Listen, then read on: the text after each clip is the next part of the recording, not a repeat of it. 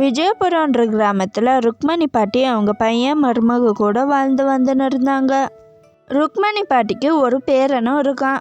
அவனை பார்த்துன்னு அவங்க மருமகளும் ருக்மணி பாட்டியும் வீட்டிலே இருந்தாங்க. ருக்மணி பாட்டியோட பையன்தான் வேலைக்கு போய் அந்த குடும்பத்தை நடத்தின்னு இருந்தார். ஆனால் ருக்மணி பாட்டியும் அவங்க மருமகளும் தோட்டத்தில் விளையிற காய்கறியெல்லாம் விற்று அதில் ஒரு குட்டி வருமானம் பார்த்துன்னு இருந்தாங்க. என்ன சீதா, இது காய்கறி விலையே போக மாட்டேங்குது. இப்பெல்லாம் 1 கிலோ 5 ரூபாய் 10 ரூபான்னு போயின்னு இருக்கு. இப்படி போனா நமக்கு மொத்தமும் நஷ்டமா தான் போகுது. என்ன பண்றதுன்னு வேற தெரியல. போனா போட்டா விடுங்க அத்தை, வேற என்ன பண்றது. இந்த வாட்டி மாங்காய் மரத்துல அதிகமா இருக்கு, அதெல்லாம் பறிச்சுன்னு போய் வித்துட்டு வந்துருங்களேன். மாங்காய் சீசன் வேற, இது நல்லா வியாபாரம் ஆகும், அதிக ரேட்டுக்கே வித்துருங்க. எங்க பிரச்சனையே அதுதான். மாங்காய் சீசன்ல யார் அதிக ரேட்டுக்கு வித்தா வாங்குவாங்க? கம்மி ரேட்டுக்கு தான் எல்லாம் கேட்குவாங்க. சரி, மார்க்கெட்ல எவ்வளோக்கு விற்கிறாங்க எவ்வளோக்கு விற்கலான்னு போய் பார்த்துன்னு வந்துடுறேன். ருக்மணி பாட்டியும் மார்க்கெட்டுக்கு போனாங்க. அங்கே இருக்கிற எல்லா நிலவரத்தையும் பார்த்துன்னு வந்து மருமக கிட்ட சொன்னாங்க. காய்கறி தான் கம்மி ரேட்டுக்கு போகுதுன்னா மாங்காய் அதை விட கம்மி ரேட்டுக்கு போயின்னு இருக்கே. அதுவும் இல்லாம மார்க்கெட்ல எத்தனை பேர் மூட்டை மூட்டையா வச்சுன்னு இருக்காங்க மாங்காவை. நம்ம மாங்காய்லாம் இந்த வாட்டி வியாபாரம் ஆகிறதே கஷ்டம். மார்க்கெட்ல இருக்கிற மாங்காய் இந்த மாதிரி 3 ஊருக்கு ஆகும், அவ்வளோ மாங்காய் இருக்கு. நம்ம மாங்காய்லாம் எங்க போறது போ. என்ன இது இப்படி ஆயிடுச்சு. அப்ப என்னதான் பண்றது இந்த மாங்காவெல்லாம்? என்ன பண்றது, வேற வேற ஊருக்கு அனுப்பணும்னா இன்னும் கம்மியா கேக்குவாங்களே.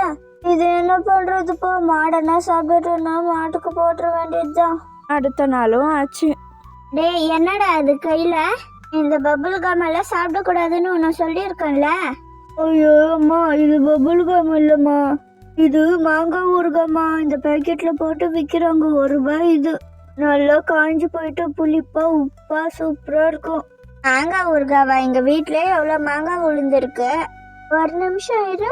அத்தை அத்தை, நம்ம கிட்டதான் மாங்காய் அதிகமா இருக்குன்னு சொல்றீங்களே, நம்ம ஊறுகாய் போட்டு வித்தா என்ன அத்தை?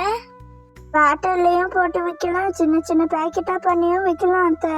நல்லா வியாபாரம் ஆகும், யோசிச்சு பாருங்க. எல்லாம் சரிதாம்மா, எனக்கு ஊறுகாய்லாம் போட தெரியாதே. உனக்கு தெரியுமா ஊறுகாய் போடுறதுக்கெல்லாம்? என்னது, உங்களுக்கு ஊறுகாய் போட தெரியாதா? நீங்க அந்த காலத்து ஆளுங்க தானே, அது கூடவாத்தான் தெரியாது. சரி விடுங்க, எனக்கும் தெரியாது. ஆனா எங்க அம்மாக்கு தெரியும், அவங்கள ஃபோன் பண்ணி கேட்டு எப்படி செய்யறதுனால கேட்டுக்கிறேன். அடுத்த நாள் அவங்களும் ஊறுகாய் பிஸ்னஸ் ஸ்டார்ட் பண்ணாங்க. எப்படி செய்யறது என்னென்னலாம் கொஞ்சம் கொஞ்சமா கத்துக்கினாங்க. இந்தாங்க அத்தா, எல்லாத்தையும் செஞ்சு வச்சுட்டு இருக்கேன், போய் வித்துட்டு வந்துடுங்க. அப்படியே போற வழியில அவனையும் ஸ்கூல்ல விட்டு போயிடுங்க. நான் ரேஷன் கடைக்கான போயிட்டு வந்துடுறேன். அந்த பாட்டியும் ஊறுகாவை எடுத்துன்னு விற்கிறதுக்கு போனாங்க.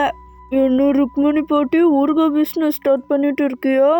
சாம்பிள்லாம் எதனா கொடுப்பியா இல்லையா? சாம்பிளா? எதுக்குப்பா சாம்பிள்? அப்படின்னா என்ன? நான் ஷாம்பு விற்கலப்பா, மாங்காய் ஊறுகாய் வித்துன்னு இருக்கேன். ஐயோ பாட்டி, நீ மாங்காய் ஊறுகாய் தான் விற்கிற, எனக்கும் தெரியுது. சாம்பிள்னா நீ 1 பீஸோ இல்லை 2 பீஸோ மாங்காய் ஊறுகாய் எங்களுக்கு கொடுக்கணும். அது சாப்பிட்டு பார்த்துட்டு நல்லா இருந்தால் வாங்குவோம், நல்லா இல்லைன்னா வாங்க மாட்டோம். அதுதான் சாம்பிள். சில பேர் பெரிய டப்பாவாக விற்றுன்னு வருவாங்க, அவங்க கிட்டலாம் வாங்கிடுவோம். அது நல்லாவே இருக்கிறது இல்லை, அதனால தான் கேட்கறது சாம்பிள். ஓஹோ, இதெல்லாம் வேறையா? சரி சரிப்பா, முன்ன பின்ன வித்ததில்ல, அதனாலதான் தெரியல. நாளையிலேருந்து நான் எடுத்துன்னு வர ஒரு சின்ன கிண்ணத்துல போட்டு சாப்பிட்டு பார்த்துட்டு வாங்குங்க.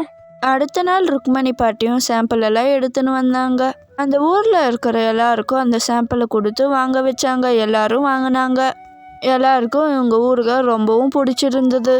என்ன இன்னைக்கு சீக்கிரமா வந்துட்டு இருக்கீங்க? ஏன் உடம்பு கிடம்பு முடியலையா என்ன?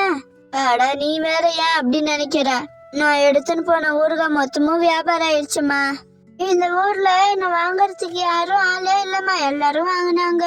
இதே ஒரு குட்டி கிராமம், இதுக்கப்புறம் நம்ம பக்கத்து ஊருக்கு போய் தான் வைக்கணும். பேசாம ஒரு ஆட்டோவோ இல்ல பஸ்லயே ஏறி பக்கத்து ஊருக்கு போயிடணும். போயிட்டு அங்க எல்லாம் வித்துட்டு திரும்பி வரும்போது பஸ்ல இல்ல ஆட்டோல வந்துடலான்னு இருக்கம்மா. அவங்க பிஸ்னஸ் ரொம்ப நல்லா போயின்னு இருந்துச்சு. அவங்க ரொம்பவும் சந்தோஷமா இருந்தாங்க. கொஞ்சம் மாசத்துக்கு அப்புறம் இந்த மாங்காய் சீசன் வேற முடிய போகுது. நம்மளால எவ்வளவு ஊறுகாய் போட முடியுமோ அவ்வளோ போட்டு வச்சிருக்கோம். இருந்தாலும் இதெல்லாம் 1 மாசத்துலயே எல்லாம் காலி ஆயிடும். அதுக்கப்புறம் என்ன பண்றது நம்ம? ஆமா அத்தை, மாங்காய் சீசன்ல முடிஞ்சிருச்சுன்னா மாங்காய் கிடைக்கிறதும் கஷ்டம். அப்படியே கிடைச்சாலும் அதோட ரேட் அதிகமா இருக்கும். கொஞ்சம் மாதத்துக்கு அப்புறம் மாங்காய் சீசன் எல்லாம் முடிஞ்சது. என்ன பண்ணுறதுன்னு தெரியாமல் ருக்மணி பாட்டியும் அவங்க மருமகளும் உக்காந்துன்னு இருந்தாங்க. அத்தை, நான் ஒன்று சொன்னால் நீங்கள் தப்பாக நினச்சிக்க மாட்டீங்களே. நான் எங்கள் அம்மா கிட்ட இந்த மாங்காய் சீசன் முடிஞ்சிருச்சு அது இதுன்னு புலம்பின்னு இருந்தேன்னா எங்கள் அம்மா எனக்கு ஒரு ஐடியா கொடுத்தாங்க. அத்தை, மாங்காவே போட்டுன்னு இருந்தா கூட போர்டு அடிக்கும், வித்தியாசமான ஊறுகாலாம் போடுன்னு சொன்னாங்க. இந்த எலுமிச்சை பழ ஊறுகாய், சிக்கன் ஊறுகாய், காளான் ஊறுகாய்லாம் போட சொன்னாங்க. எலுமிச்சை பழ ஊறுகாய் கொஞ்சம் கசக்கிற மாதிரி இருக்கும், குட்டி பசங்கெல்லாம் சாப்பிட மாட்டாங்க. காளான் ஊறுகாய் போடலான்னா இங்கே அதிகமாக காளான் கிடைக்க மாட்டேங்குது.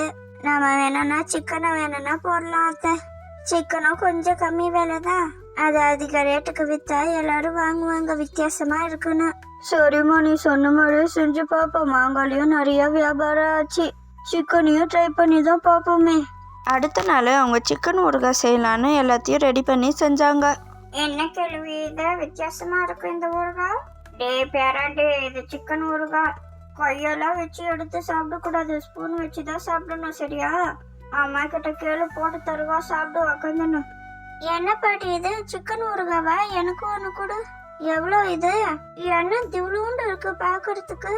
ஓ ஆமாம்மா, இது கொஞ்சமாக தான் நாங்கள் கொடுப்போம். நாங்கள் எந்த ஒரு கெமிக்கலும் போடல இதில்.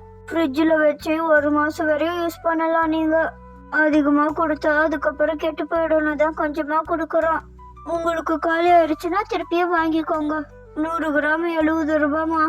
அதுக்கப்புறமா கொஞ்சம் கொஞ்சமாக அந்த பிஸ்னஸும் நல்லா போக ஆரம்பிச்சது. ஒரு சின்ன கடையாக வாடகைக்கு எடுத்து அதில் வகை வகையான ஊறுகாவாக வச்சாங்க. அதை எல்லாரும் வாங்கின்னு போனாங்க. கொஞ்சம் கொஞ்சமாக இவங்க பிஸ்னஸ்ஸு நல்லா பெருசாக ஆச்சு. மாமியாரும் மருமகளும் ஒற்றுமையாக அந்த கடையை இன்னும் மேலும் மேலும் பெருசாக்குனாங்க. அவங்க குடும்பமே சந்தோஷமாக வாழ்ந்துன்னு இருந்துச்சு. 100 கிராம் சிக்கன் ஊறுகாவை அந்த பாட்டி எவ்வளோக்கு விற்றாங்கன்னு கமெண்ட்டில் சொல்லுங்கள் ஃப்ரெண்ட்ஸ்.